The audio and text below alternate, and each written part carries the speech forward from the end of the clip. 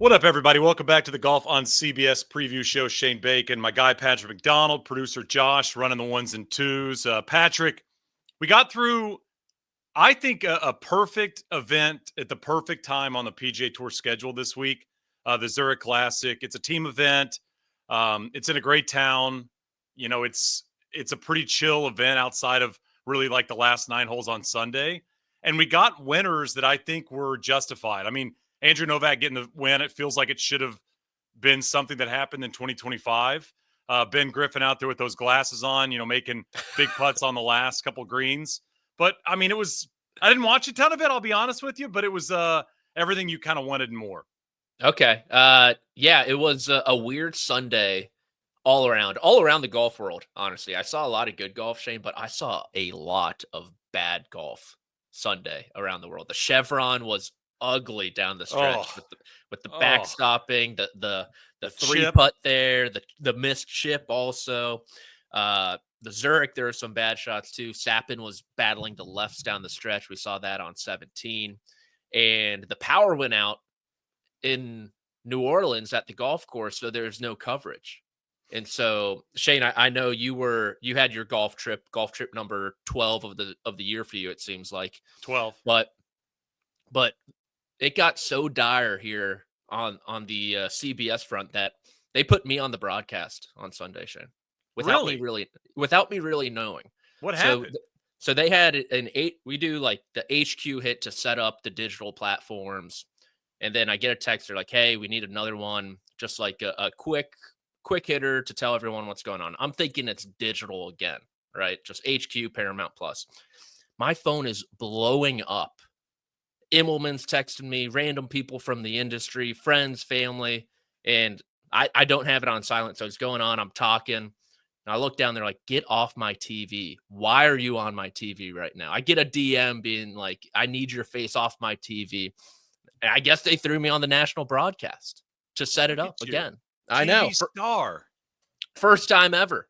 I think I acquitted myself quite nicely, but to the actual golf, like you mentioned, Novak, he has the most final grouping tee times this year with 4, 5 if you go back to Bermuda Championship in the fall, 5 in his last 16 starts, actually, which is pretty crazy.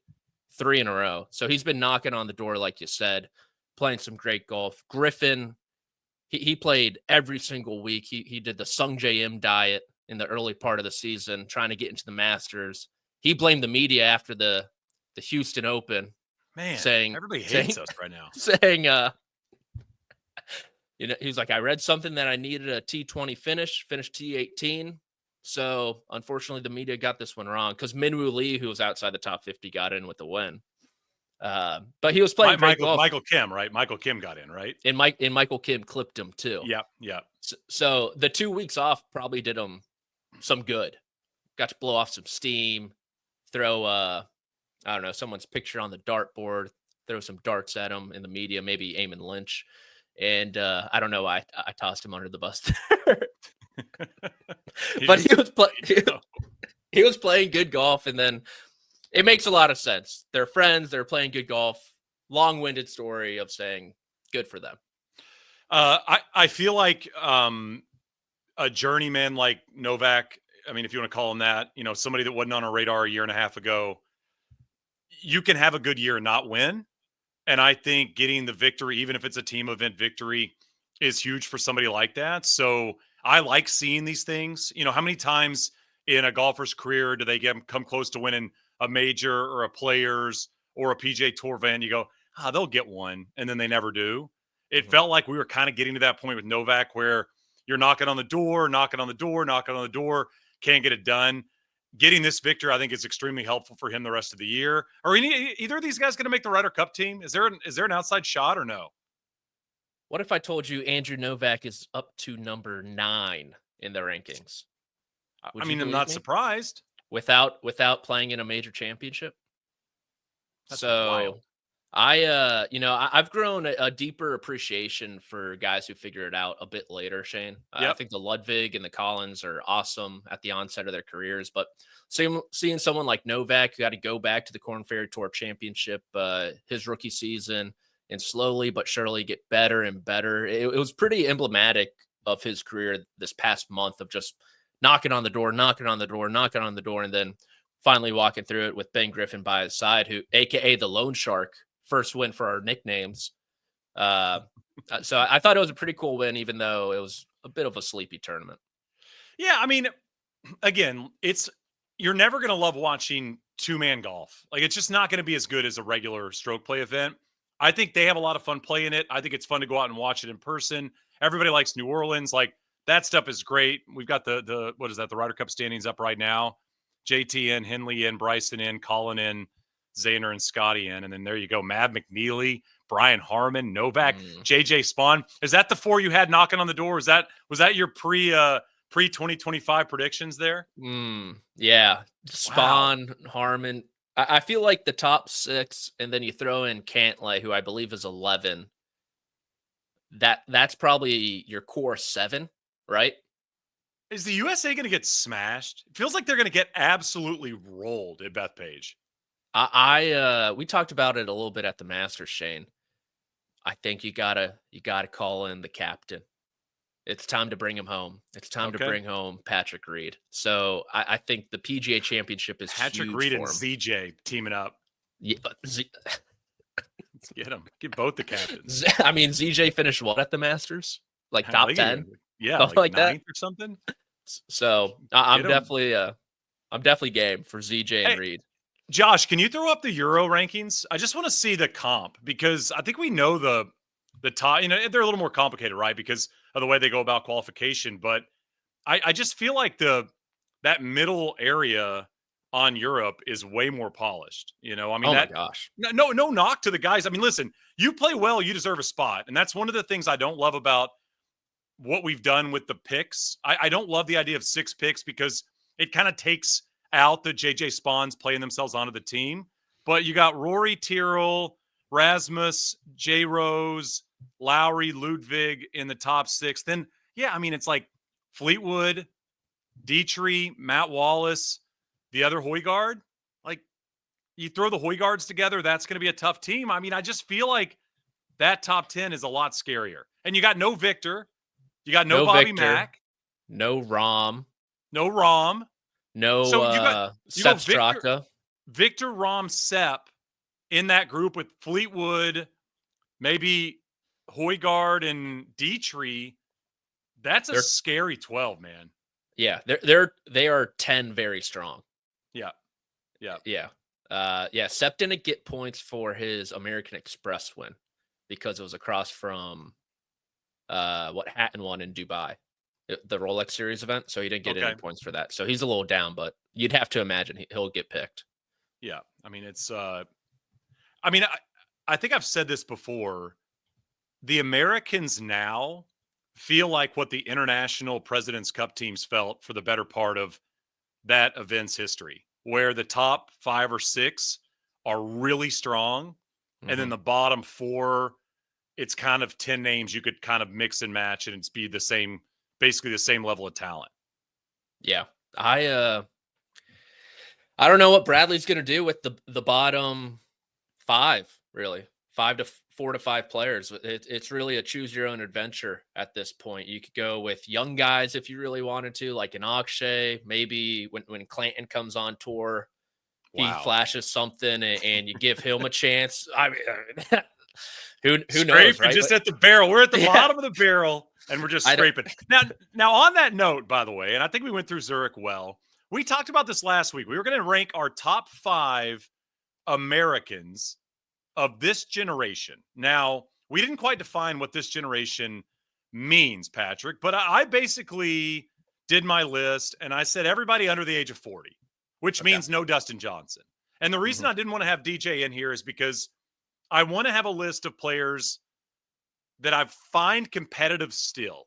And I don't know if DJ is still competitive, right? We've seen him really, really fall off since his win in 2020 at the Masters. He plays on LIV. We don't see a ton of them outside of the major championships. Even at the majors, we don't see a ton of them because he typically doesn't make the weekend. So I went with the list of players under the age of 40. What was your list as you look at kind of the quote unquote this generation? I copied you. Under 40. Okay. If DJ was in it, top 3 guy for sure. Agreed. With the longevity and the majors and everything that went along with it. But I copied you. I took your initiative. I went under 40 for our top players of the generation. And a harder practice, I felt. Like this was tougher than I thought it'd be. Yeah. The taking DJ out, I mulled over number 5 quite a bit. Same. So I'm assuming your number 5 is some mix of Xander, Colin, Bryson. Is that right? Those were the 3 names I was looking at, correct? Yeah, same for me. So I'll start it off, and I went with Xander as my number 5. Okay, so that means I didn't have Bryson. I didn't have Colin. Bryson, 31 years old, 2 major wins, and a U.S. Amateur. I think that's important to throw in there. 9 PGA Tour wins total, 2 live wins, 1 on the Korn Ferry Tour in his early iterations as a pro. Didn't quite make the list for me. Morikawa, 28 years old, 2 major wins, 6 PGA Tour wins. And honestly, the big knock on Colin, when you look at his wins that are not majors, not the biggest events, kind of weak. No offense to PGA Tour events out there, but they're pretty weak wins away from the 2 victories we've seen, obviously, in the 2 major championships. 1-3 career in playoffs. Did win on the DP World Tour in 2021. Major championship career is pretty polished. 21 starts, 2 wins, 9 top 10s, just 3 missed cuts. But I went with Xander number 5. Who'd you go with?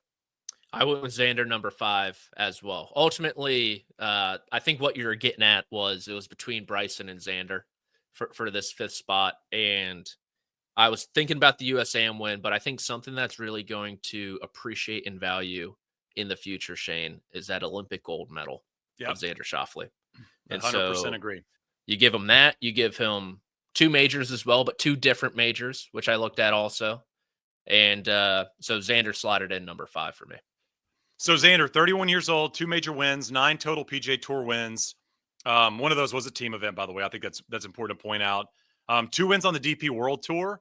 I like seeing those types of things. You know, obviously worldwide victories. You mentioned the gold medal in the Olympics. The major record is crazy good. 31 starts in major championships, 2 wins, 16 top 10s, 24 of 31 top 20 finishes for Xander, and he's only missed 3 cuts in the major championships. One of those players that's just always around. Like a lot of yellow on the Wikipedia, a lot of impressive finishes, even when he's not in contention. And when you go down the list of these other players we have in our top 5, the percentage is not what Xander has in terms of major play. And of those 24 top 20s, Shane, 12 are currently in a row. He's on that hot streak right now with 12 straight top 20s in major championships, which is insane. 5 straight top 10s also. And one thing we haven't mentioned, because, you know, it's a record that I think is a bit misleading almost with the no-cut events. He has the longest made cut streak since Tiger Woods. So just to add to that consistency of his. Crazy. So we both have Xander 5. Number 4 for me, and this was tough. This is tough. 4 and 3 were tough for me. Mm-hmm. I got Justin Thomas at number 4. You? I also have Justin Thomas at number 4. Wow. So go ahead. The resume, Patrick, the resume of JT, 32 years old, 2 major wins, 16 PGA Tour wins. Within those 16 wins, by the way, 2 majors, a Players, 2 WGCs, 2 FedEx Cup playoff wins, a signature win, won the FedEx Cup in 2017, 5-2 playoff record, 1 on the Korn Ferry Tour, and I started to include this on the list of players, won the PGA Tour Player of the Year in 2016, 2017, which is something a lot of the guys don't have. You know, I mean, Rory's got 3, Scotty's got 3, but there's a lot of big names that don't have this, and I like to include that because it shows what one of his seasons was like. Okay, that is good. Another thing that you did not mention, a world number 1 also, which good point. Not everyone on this list is going to be able to say, which is kind of crazy when you look at the top names that we're going to be listing out. But yeah, I looked at JT, and obviously that run in 2017 was unbelievable. And I think when you talk about the top players of the generation, to be a top player during a year, kind of like the Player of the Year award you were alluding to, I think you got to look into that. Also, I think to be the guy during a run is important when you're talking about being the guy over a generation. Major record for JT, not that impressive. You look outside of the 2 wins, 37 major starts, 8 top 10s, and really not in contention in any of those beside the 2 victories. I mean, his best finish outside of the 2 wins was 4th in that December Masters. He was 8 back of DJ. So the interesting part of Justin Thomas's career is you think about him being this elite level player at the biggest events. He has those 2 wins, which is huge, right? I mean, very impressive. But you look at the way he's played, never really played Augusta that well, which is surprising. Weird. The Open Championship run is really bleak. No top 10s at the Open. Kind of think about the way we define Justin Thomas as this incredibly talented, all the shots, hits it in every window, great short game. And then you see that stuff and you're like, is he the right guy? Like, is this who he really is, you know? Yeah, it's bizarre. I always thought the Masters thing, it seems like every year he just makes a mess of number 13. Like that hole he can just not figure out for whatever reason. And I thought honestly adding distance to it would help him, but he was playing in the azaleas this year too with it. I'm surprised about the Open record, Shane, with all the flight shots he has and how at some courses like a St. Andrews, we saw Cameron Smith really get wild off the tee and get away with it and still win. So you have to remember he does have 2 course records in majors, the Winged Foot, the first round there, and then obviously Saturday at the U.S. Open in the pink pants with you on the scene also. So he does have that going for him, but it is surprising how scattered it is.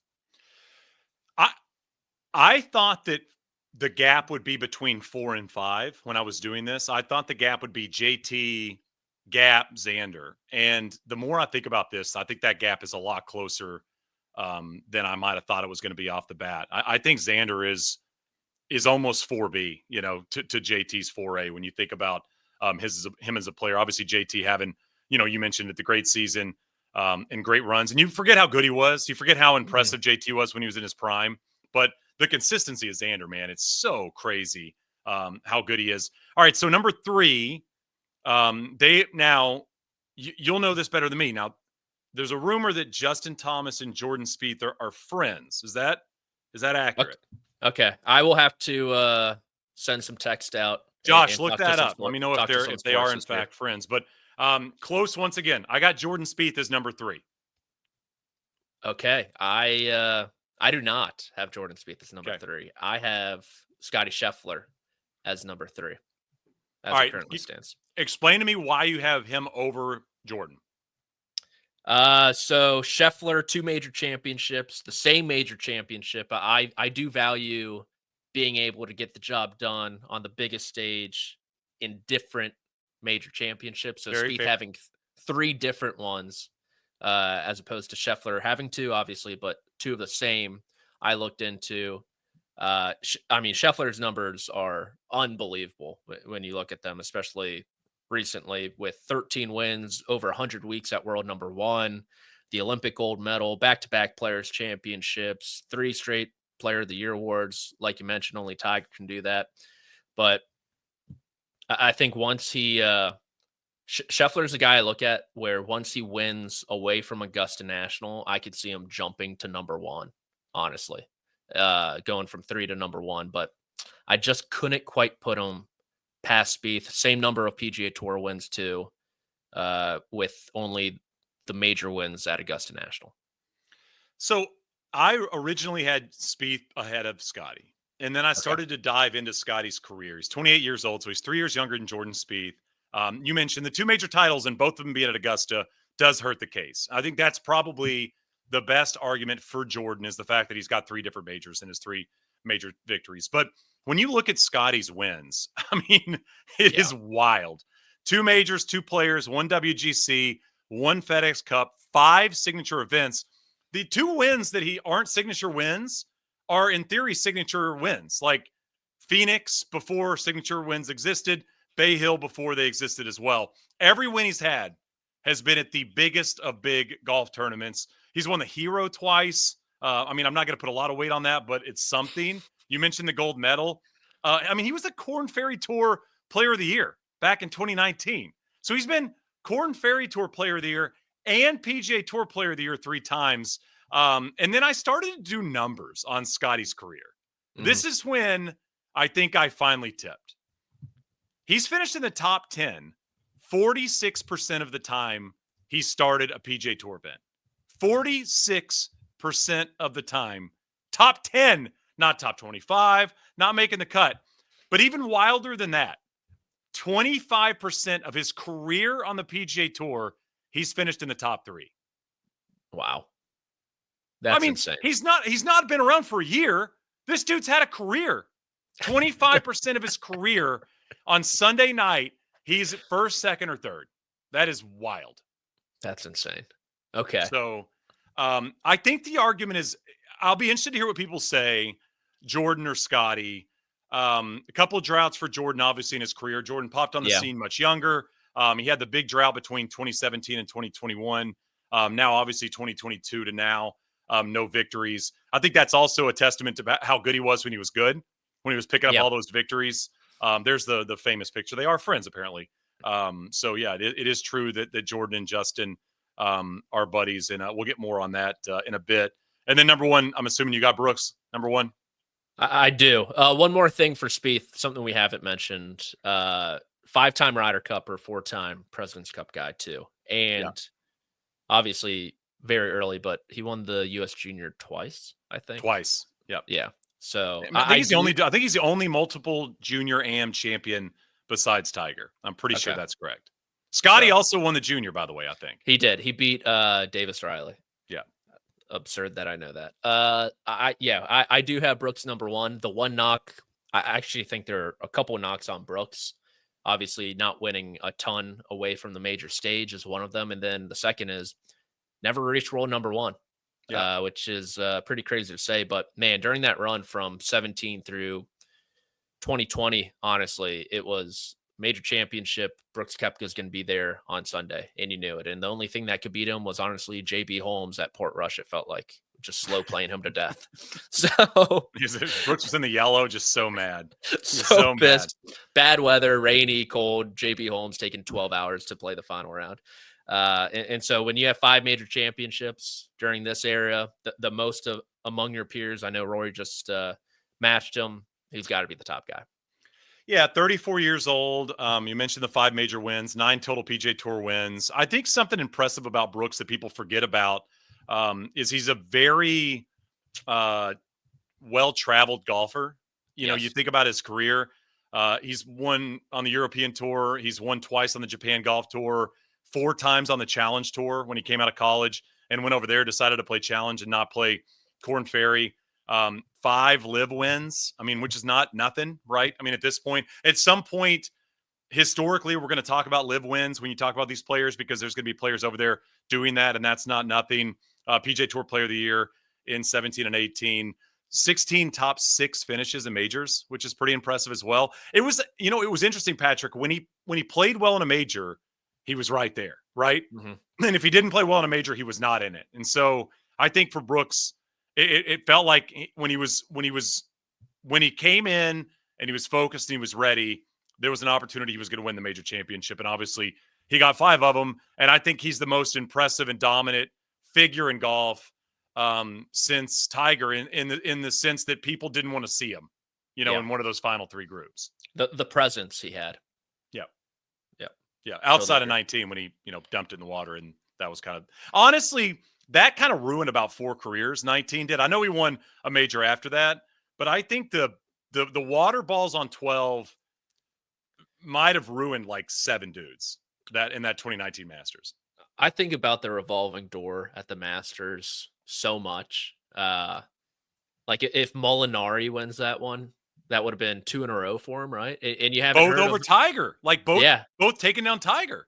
And you haven't heard from him since, really. Nope. Like he was really the career. The hole-in-one at Pinehurst was kind of it, right? That's like the last time we heard his name when he made the hole-in-one to make the cut. Outside of that, he was so steady, so impressive. Remember, he played so well in that Ryder Cup as well. He was like the guy. My God, so good. It was him and Fleetwood, right? And they were just like beating people down. And then since that Masters, completely lost who he was. Like Tony's always going to be Tony, but Brooks, I think Brooks was wanting that moment in his career. I want to face Tiger. I want to show him who I am. It's kind of like the Rockets are like, give me the Warriors. We could take those guys down. And then all of a sudden you're like, we're down 3-1. We haven't even played a bad game yet, you know? Yeah. Yeah. If Brooks wins that Masters, he has the Grand Slam by now. Wow. Interesting. I like that. I like that take. I don't know which Open it would have been, but he might have done it. So there you go. Really, we only had one dispute, and that was what was that, 2 and 3? 2 and 3. Yeah, so I was Brooks, Scotty, Jordan, JT, Xander, and you were Brooks, Jordan, Scotty, JT, Xander. And I believe you, the fans will be on your side on that one. Yeah, comment. Let us know what your 5 are. Basically, your top 5 Americans under the age of 40 in their historical relevance in terms of professional golf right now, and we'll see if people agree with us or not. But that was that. We'll get to we're going to do some players power rankings as well in a bit. Or sorry, some PGA player rankings here in just a bit, and then of course we're going to get to the PGA Tour event this week. But we're going to take a break and get to our main man Justin Ray for a little stats. Patrick, did you know we're 2 weeks away from PGA Championship week? Did anybody tell you that? I just found out this morning, actually. It is crazy how jam-packed these next few months are going to be. We did like 4 or 5 weeks of Masters power rankings. We're going to get a couple of weeks of PGA Championship power rankings, but I figured it was probably time to get into these. So we'll change these week to week. I'm assuming the top 2 or 3 will stay pretty steady considering the names. I'll kick us off at number 5.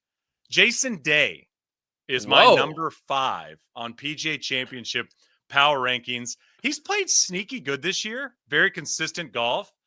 He's won at Quail before in his career.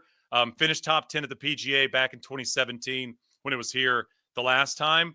I had this weird sneaky feeling that Jason Day is going to be in the hunt come May 15th, 16th or so. Okay, and was in the mix there at the Masters too, for a little bit also. So okay, I like it. I went with the guy who's also was in the mix at the Masters with Ludwig Oberg. He's going to be my number 5. Only second, almost on my list, by the way. I just put him off. Okay, only his second PGA Championship appearance. Got to remember last year he skipped the Wells Fargo due to that knee injury that kind of hindered him there at Valhalla too, but PGA Championship has turned into a driving test, Shane, and so I'm going to give him the nod with what he's done in his limited major championship experience, and he is at number 5. Why don't you roll into your number 4? I'll let you kind of snake it. Yeah, number 4, I went with Bryson DeChambeau, another great driver of the golf ball. The iron play is why he's at number 4 and not higher. It has not been good recently. Was one of the reasons, if not the reason, he did not win the Masters. I watched Live Golf Mexico on Sunday, Shane. His iron play was putrid. Granted, he was driving like half of these greens on par 4s. What was going on down there, man? These guys, did you see Rahm drove the first? It was like 417. Bryson drove it at 389. I mean, I know there's altitude and elevation, but I don't know. Is it like space? Like, are they playing on Mars? It was so weird. It was the old host venue of the WGC Mexico that they're playing at. So iron play needs to take a step. They're in South Korea this week, which is they're playing a lot of golf, right? Between Masters, then you're going to Mexico, then you're going to South Korea, then you got to fly back to Charlotte. So something to look at. But Bryson's iron play, if it takes a step this week, he'll probably move up. But he's my number 4. What about you? JT on number 4 for me. I think we've talked a lot about JT playing well, obviously getting the win, played well a lot at Quail Hollow. Just feel like, again, kind of like Jason Day, I feel like he's going to be in the hunt. Who knows if he's going to win or not? But if there's a major, I'm going to circle him on. It's a PGA Championship. So JT's 4 for me. Bryson 3 for me. So kind of similar ideas there. Driving the golf ball, I just feel like the way he's driving it likely will be in contention in some capacity, whether that's top 5 or top 10 going into the weekend. Nice. JT not on my list. Wow. Just out. I don't love the major form. I've been a stickler for it. And so when you look at major form, it's hard not to look at Xander Schauffele, my number 3. Okay. 12 straight top 20s, 5 straight top 10s. T8 there at the Masters, like the quietest top 10 finish in the history of top 10 finishes. Kind of going back to his old ways in that regard. A little nod to his buddy Patrick Cantlay. And so gonna need to see something out of the driver, I think, at Philly Cricket Club. Would love to see him put a good performance with the big stick under his belt. And if he does, I think he has a great chance to win because, mind you, Shane, we talk about all the course history at Quail Hollow. Lost to Wyndham Clark there at the Wells Fargo and lost last year to a roaring Rory McIlroy down the stretch. So obviously he likes this place. So got him at 3. And then I've got the world number 1, Scotty Scheffler, at 2.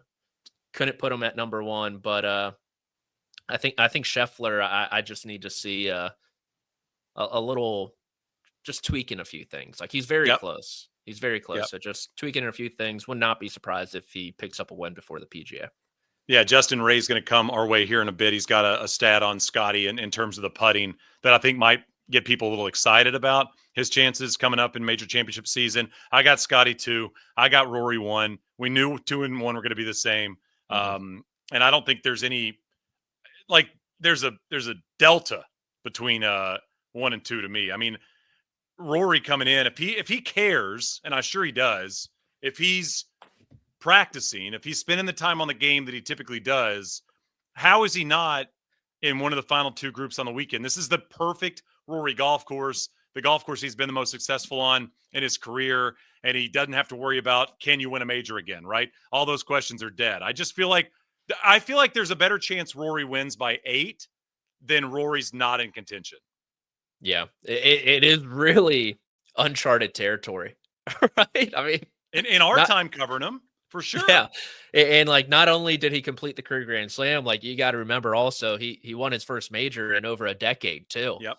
And so I'm curious because Rory had mentioned his 3 goals for the rest of his career this past offseason. He already ticked off one of them, and so I'm curious what that goal setting's like. Is it to solidify his place as the best European golfer ever? Is it to, screw it, let's go wild boy mode and try to win 10 major championships or something like that? So just, he's driving the golf cart with the governor off, it seems like.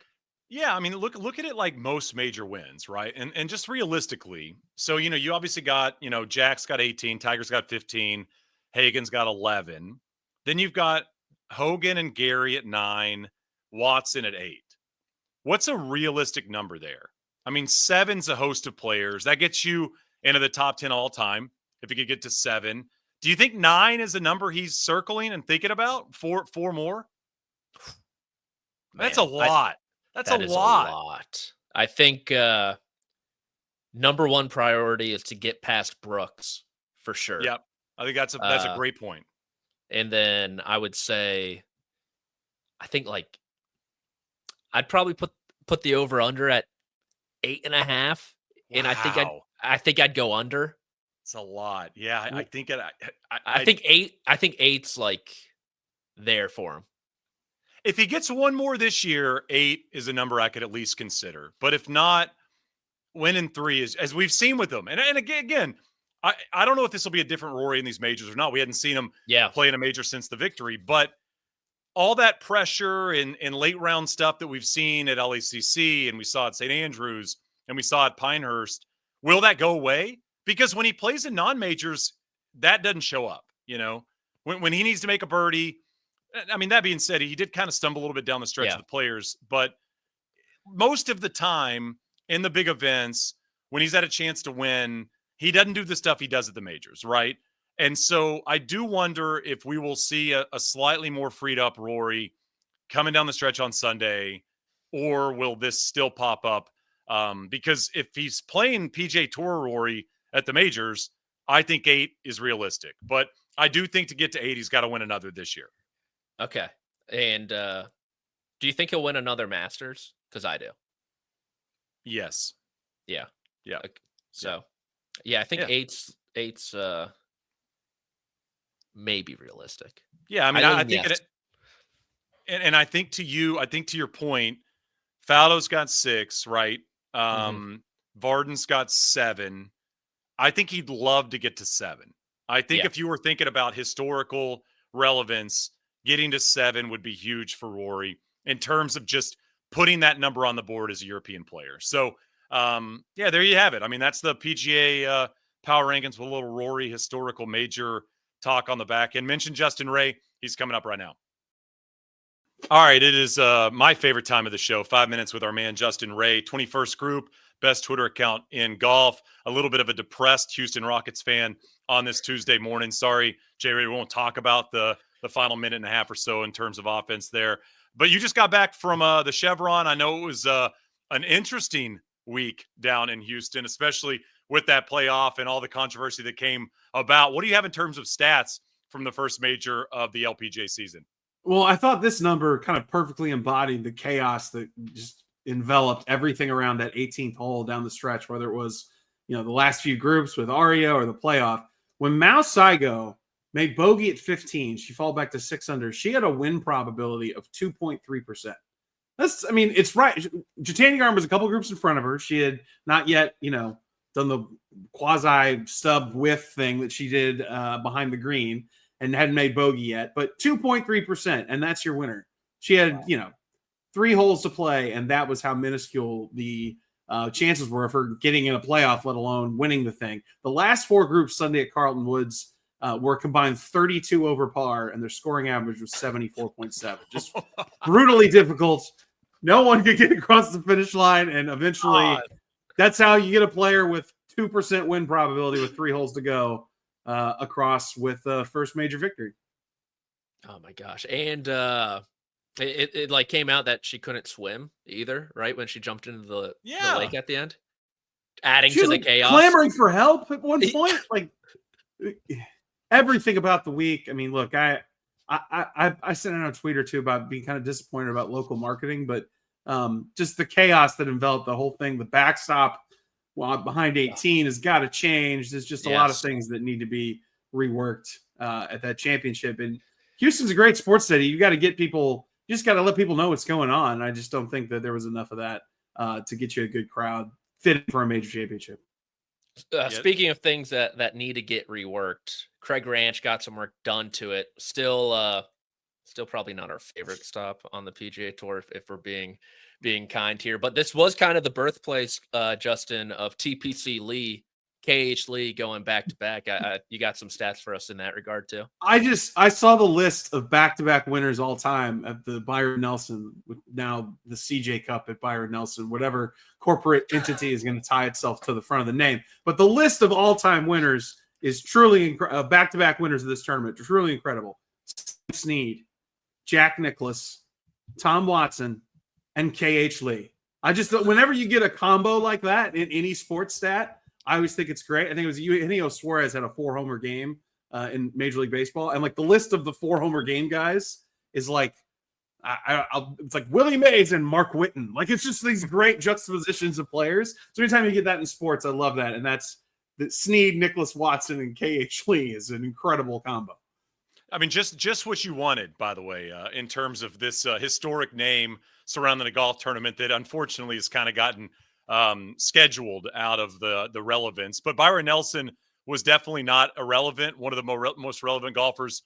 I remember playing in the junior Byron Nelson back in the day in Dallas. And Byron Nelson still, I think to you, holds one of the best records in all of sport.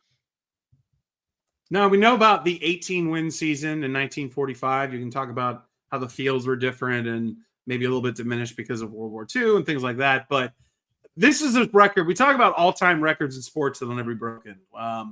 Cy Young's wins total for pitchers in Major League Baseball comes up. There's all kinds of different numbers that you think are never going to be touched, whether they're from Tiger or the Nelson ones in golf.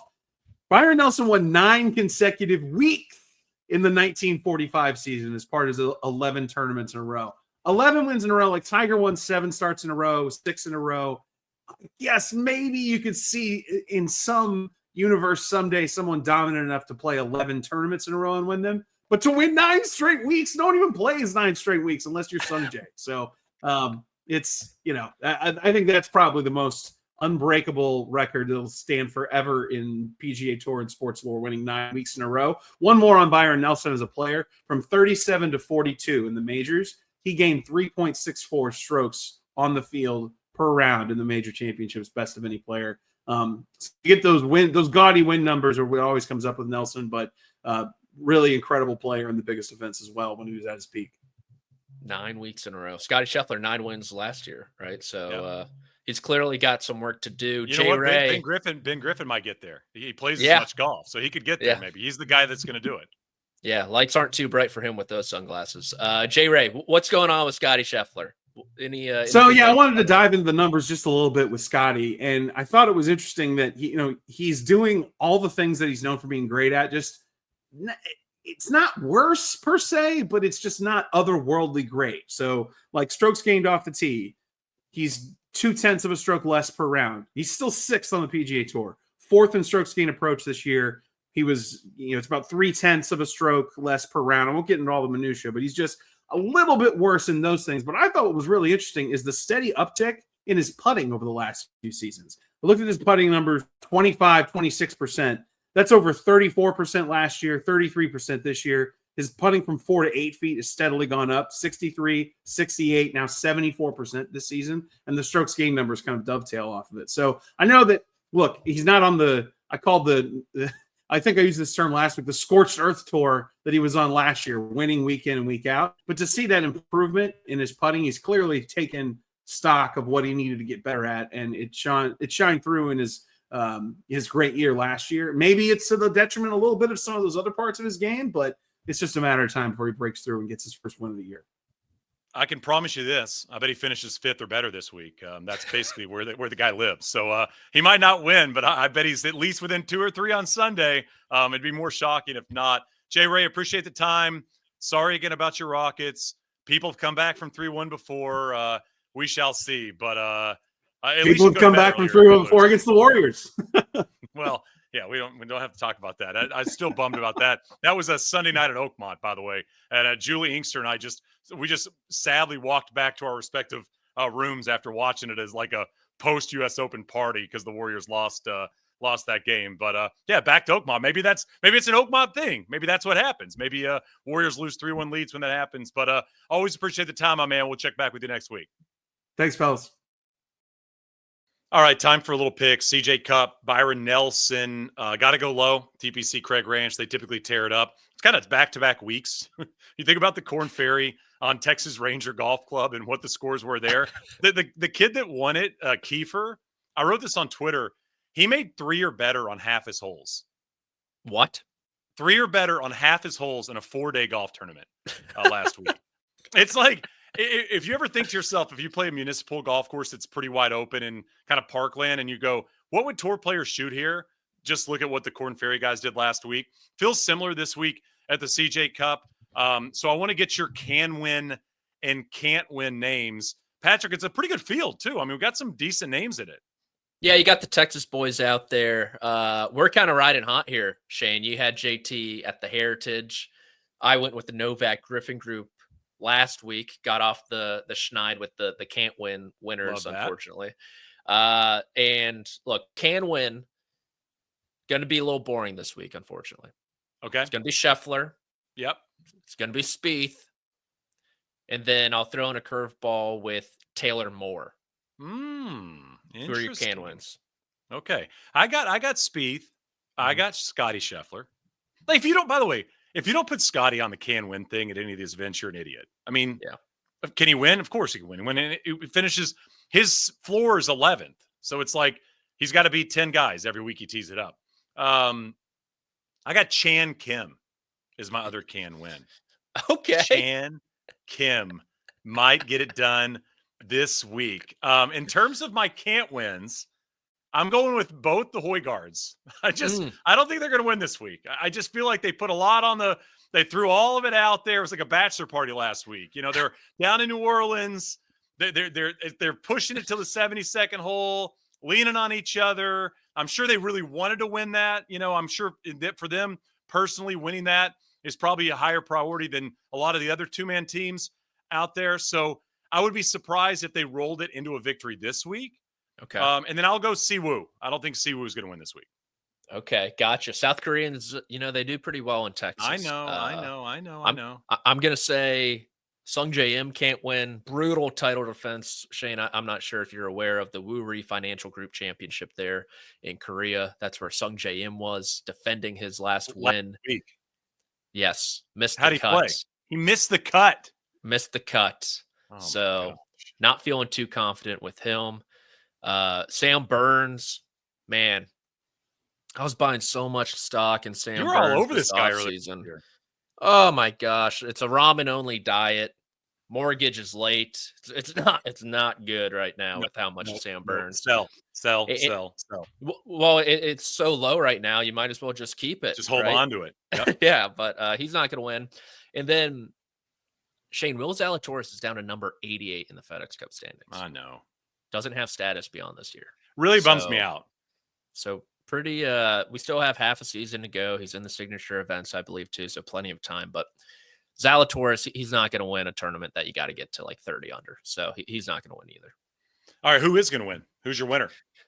Jordan Spieth. He is going to win this week. He is going to fire up the hype train engines ahead of the PGA Championship, and it's going to be glorious. He's going to win with a 7-footer on the last. This is the first time we've done this. Everybody, hold on for a moment. We both got Jordan, baby. Wow. Both picking Jordan to win. I'm with you. JT got it done. Jordan's going to get it done. Zalatoris is going to get it done later this year. Homa's going to get it done later this year. Everybody that needs a win. Who else needs a win? We're handing them out like Oprah. You get a win. Yeah, let's go. Check under your seat. There's a trophy. Yeah, you're going to win a golf tournament this year if you need a golf tournament. Lexi might win on the LPGA Tour, and she's retired. You never know who's going to win. By the way, retired Lexi, top 12 last week, I think. Nearly won. The Chevron. Almost won there as well. Ariya Jutanugarn needed a win. Nearly won as well. I'm going Jordan. I think he wins as well. Let's get the hype going for the PGA. And my sleeper, same guy on my list. I got Chan Kim as my sleeper. I think he has a good week. I think he might win as well. Okay. My sleeper is Isaiah Salinda off that weak driver heavy golf course he does well at. So I think he parlays that effort last week into another good result this week. There you have it. CJ this week, and then we roll through a little pre-PGA golf, and then we get set, obviously, for Quail Hollow. Excited for the PGA, excited for the Jordan Spieth win this week. Always excited to chat with you, Patrick. Producer Josh, thanks for all the help, as always. And to Justin Ray, you're Justin Ray. What else do you need to hear? Sorry about your Rockets. We'll be back next week.